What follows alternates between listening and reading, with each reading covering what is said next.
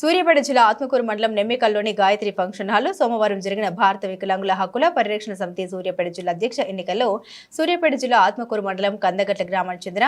గోకుల శేఖర్ రెడ్డి తన ప్రత్యర్థి కుర్ర గోపి యాదవ్ పై 15 ఓట్ల భారీ మెజార్టీతో ఘన విజయం సాధించారు. ఈ సందర్భంగా జిల్లా అధ్యక్షునిగా ఎన్నికైన గోకుల శేఖర్ రెడ్డికి రాష్ట్ర అధ్యక్షులు గిద్దె రాజేష్ ఎన్నిక నియామక పత్రాన్ని అందజేసి శుభాకాంక్షలు తెలియజేసి అభినందించారు. రాష్ట్ర అధ్యక్షులు గిద్దె రాజేష్ మాట్లాడారు. ముఖ్యమంత్రి రేవంత్ రెడ్డి ప్రభుత్వం అసెంబ్లీ ఎన్నికల్లో వికలాంగులకు ఇచ్చిన హామీల్లో ఏ ఒక్కటి అమలు చేయకుండా వికలాంగుల సమాజాన్ని సూర్యాపేట జిల్లాలో ఉన్న అన్ని మండలాల్లో మండల నూతన కమిటీలను ఏర్పాటు చేయడంతో పాటు జిల్లాలో సంఘ బలోపేతం చేయడానికి శక్తివంతం లేకుండా కృషి చేస్తామని తెలిపారు. ఈ కార్యక్రమంలో పోటీలో నిలిచిన సంఘం నల్గొండ జిల్లా నూతన ఇన్ఛార్జ్ కుర్ర గోపి యాదవ్, సంఘం జిల్లా సీనియర్ నాయకులు మున్న మధు యాదవ్, జిల్లా సీనియర్ నాయకులు, జిల్లా యోజన విభాగం అధ్యక్షులు గురం నరేష్ రెడ్డి, జిల్లా సీనియర్ నాయకులు, జిల్లా ఉపాధ్యక్షులు కొండ సైదులు యాదవ్, మహిళా నాయకురాలు వీరమ్మ, మంచల్ల వెంకన్న, గుండి శివకుమార్ స్వామి, కృష్ణ, రాంబాబు నాయక్, భిక్షం నాయక్, రామచంద్రుడు, షరీఫ్ తదితరులు పాల్గొన్నారు.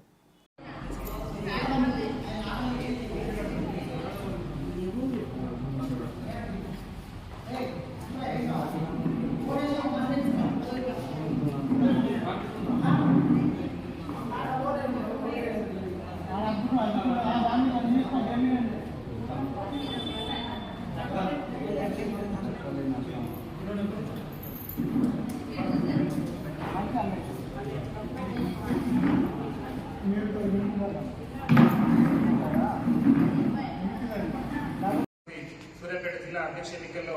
15 ఓట్లతో గెలుపొందినటువంటి గోకుల శేఖర్ రెడ్డి గారికి ఎన్నిక నియామక పత్రాన్ని అందజేయడం జరిగింది. ముఖ్యంగా ఏదైతే సూర్యాపేట జిల్లాలో హక్కులు, ఆత్మగౌరవం,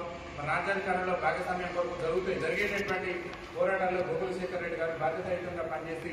జిల్లాలో ఉన్నటువంటి సంఘం శ్రేణులందరూ కూడా సమిష్టిగా సహాయ సహకారాన్ని అందించి జిల్లాలో సంఘం బలోపేతాన్ని కృషి చేయాలని చెప్పేసి కూడా రాష్ట్ర కమిటీ పక్షాన వారికి తెలియజేస్తూ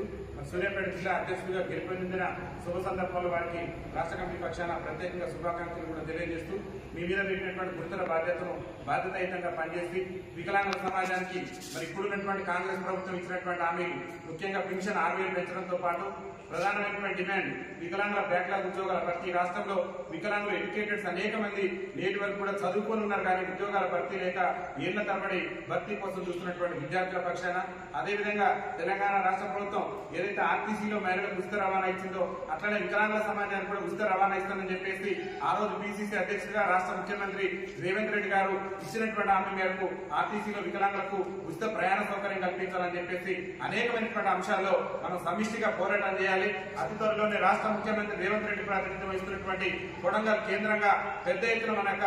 రాష్ట్ర కమిటీ నిర్ణయం మేరకు ఆందోళన కార్యక్రమాలను, నిరసన కార్యక్రమాలు చేపట్టబోతున్నాం. కాబట్టి ఆ నిరసన కార్యక్రమాలకు కూడా ఈ సూర్యాపేట జిల్లా నుంచి ఎక్కువ సంఖ్యలో జన సమీకరణను కూడా వికలాంగుల సమాజాన్ని చైతన్యం చేసి అక్కడ జరిగేటటువంటి ధర్నాలు కూడా అందరూ కూడా పార్టిసిపేట్ చేసే విధంగా కృషి చేయాలని చెప్పేసి కూడా గోకుల శేఖర్ రెడ్డి గారికి రాష్ట్ర కమిటీ పక్షాన్ని విజ్ఞప్తి చేస్తూ వారికి ప్రత్యేకంగా ఈ రోజు ఎన్నిక నియామక పత్రాన్ని కూడా అందజేస్తూ ఈ నియామక పత్రాన్ని అందించడం జరిగింది.